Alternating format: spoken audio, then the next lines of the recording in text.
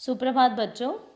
जैसा कि पिछली वीडियो में मैंने आपको मियाँ नसीरुद्दीन के बारे में कुछ अंश पढ़ाया था। पाठ मियाँ नसीरुद्दीन कृष्णा सोबती के हम हशमत नामक संग्रह से लिया गया है और इसमें खानदानी नानबाई मियाँ नसीरुद्दीन के व्यक्तित्व, रुचियों और स्वभाव का शब्द चित्र खींचा गया है। मियाँ नसीरुद्दीन अपने मसीहाई अंदाज से रोटी बनाने की कला, उसमें अपने खानदानी महारत को बताते हैं।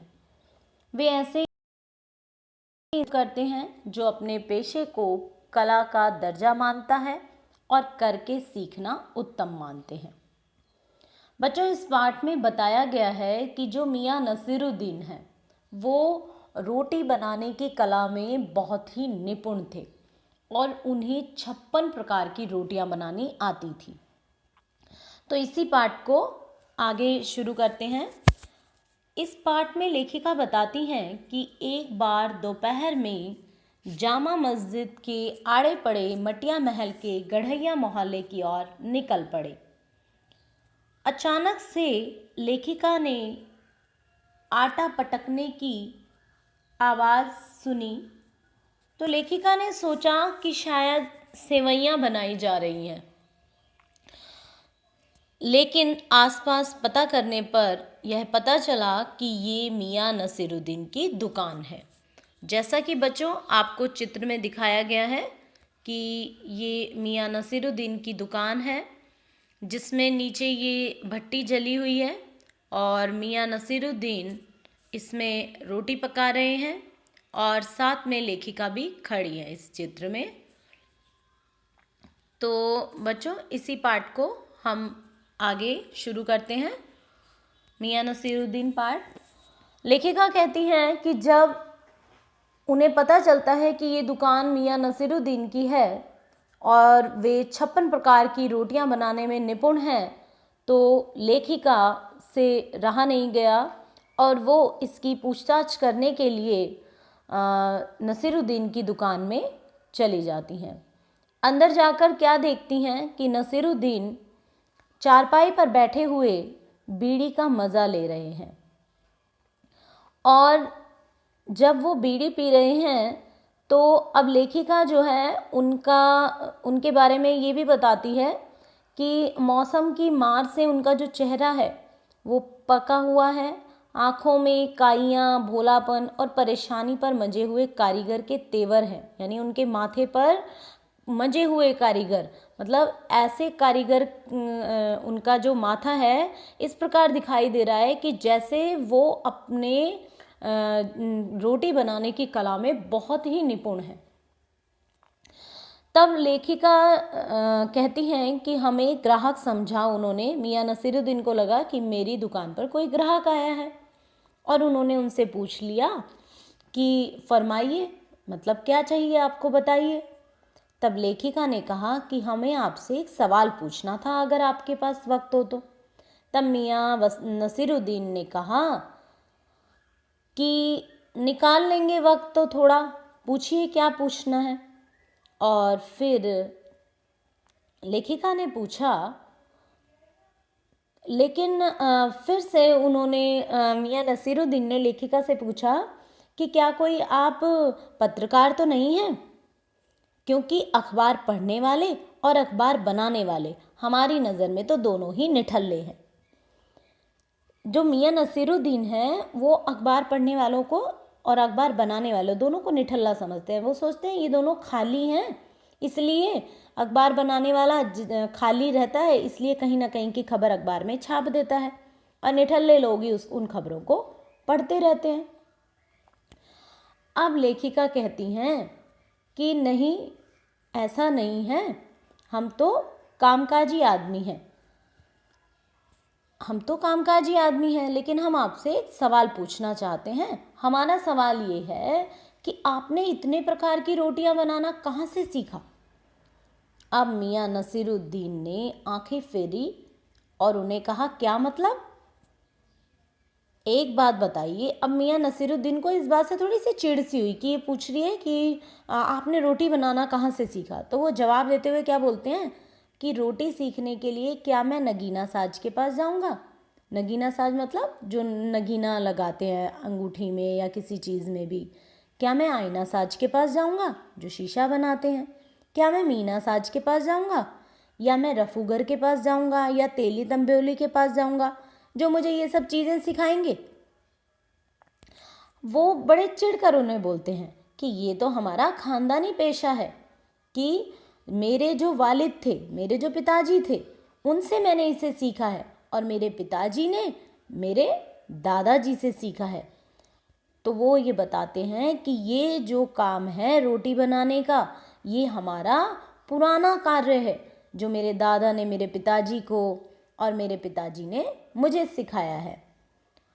अब लेखिका उनकी इस बात को कहती हैं कि उन दोनों में से किसी ने आपको जो कोई शिक्षा दी है वो तो आपको थोड़ी बहुत याद होगी, वो ही बता दो मुझे।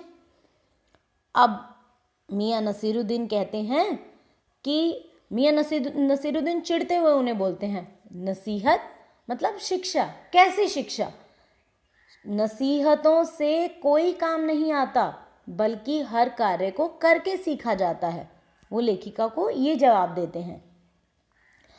अब लेखिका कहती हैं, उनसे पूछती हैं कि फिर भी आपको कुछ तो उनका याद होगा जो उन्होंने आपको सिखाया, कैसे सिखाया उन्होंने ये।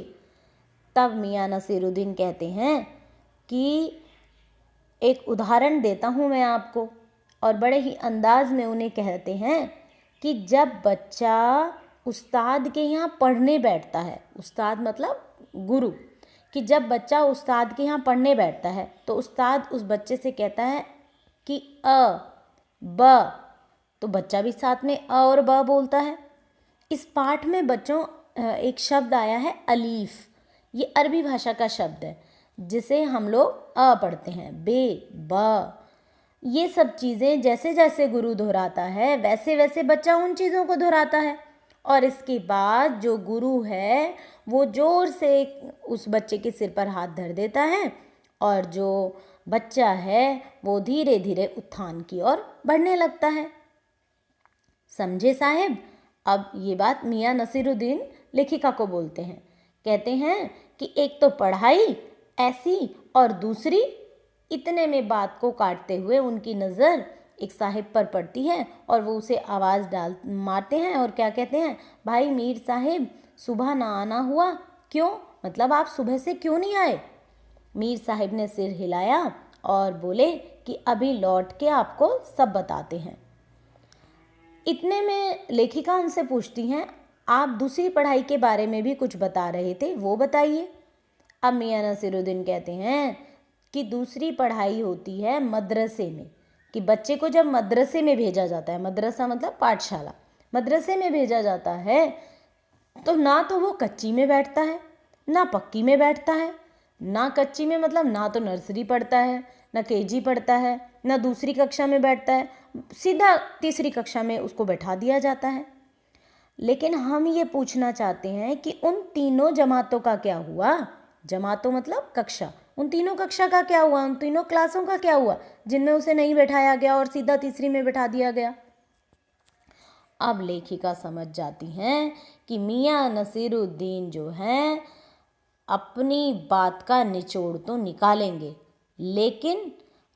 लेकिन मियाँ नसीरुद्दीन क्या करते हैं, अपनी हर बात का जवाब लेखिका पर छोड़ देते हैं कि वो ही उन्हें इस बात का जवाब देगी। अब लेखिका कहती हैं कि यह बात तो मेरी समझ के बाहर है। इसी बात पर मियाँ नसीरुद्दीन जो हैं खिलखिलाते हुए हंस पड़ते हैं, और हंसते हंसते वो क्या जवाब देते हैं कि हम बर्तन धोना ना सीखते, हम भट्टी बनाना ना सीखते, भट्टी को आँच देना ना सीखते, तो क्या हम सीधे सीधे नानबाई का हुनर सीख जाते? अब वो अपनी इस बात को बोलते हैं कि अगर मैं बर्तन ना धोता, या मैं भट्टी ना बनाता, या मैं भट्टी को आँच ना देता, तो क्या मैं ऐसे ही नानबाई बन जाता? ऐसे ही मुझे रोटी बनानी आ जाती?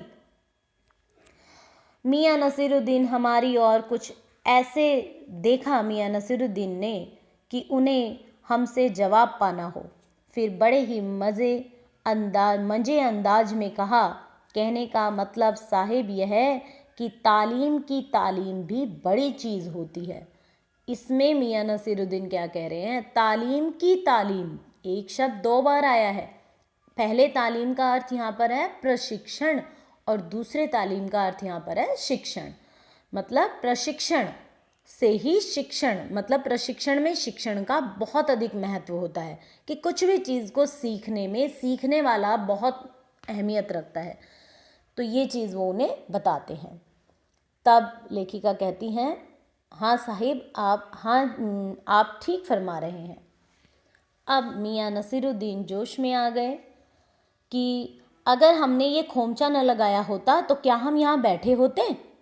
अब जैसे ही मियाँ जी ने खोमचे वाली बात कही और खोमचे वाले दिनों में वो भटके, तो और उन्होंने अपने खानदानी नानबाई होने का जिक्र किया, तो हमने उनसे अचानक से एक सवाल और पूछा, लेखिका ने उनसे एक सवाल और पूछा कि क्या यहाँ और भी नानबाई हैं। बच्चों, मियाँ नसीरुद्दीन ने लेखिका को बताया कि हुनर सच्ची लगन और मेहनत से सीखा जाता है। जैसे पढ़ाई में आ से शुरू होकर आगे बढ़ा जाता है या फिर कच्ची पक्की से होते हुए ऊंची जमातों में पहुंचा जाता है, मतलब ऊंची क्लास में पहुंचा जाता है, नर्सरी केजी ये पढ़कर। वैसे ही हुनर सीखने के लिए उससे जुड़े छोटे छोटे काम स्वयं करने पड़ते हैं। छोटे काम से फिर बड़े कामों की तरफ बढ़ा जाता है। मियाँ ने अपनी बात स्पष्ट करते हुए कहा कि उन्होंने भट्टी बनाने, भट्टी में आंच देने और बर्तन धोने तक के छोटे से छोटे काम अपने हाथ से करके रोटी बनाने का हुनर सीखा था। दुकान पर भी वह सीधे आकर नहीं जम बैठे। दुकानदारी और ग्राहकी का सीधा अनुभव पाने के लिए उन्होंने मुद्दत तक खोमचा भी लगाया था। तो बच्चों, आज के लिए पाठ इतना ही। आगे हम कल पढ़ेंगे। धन्यवाद।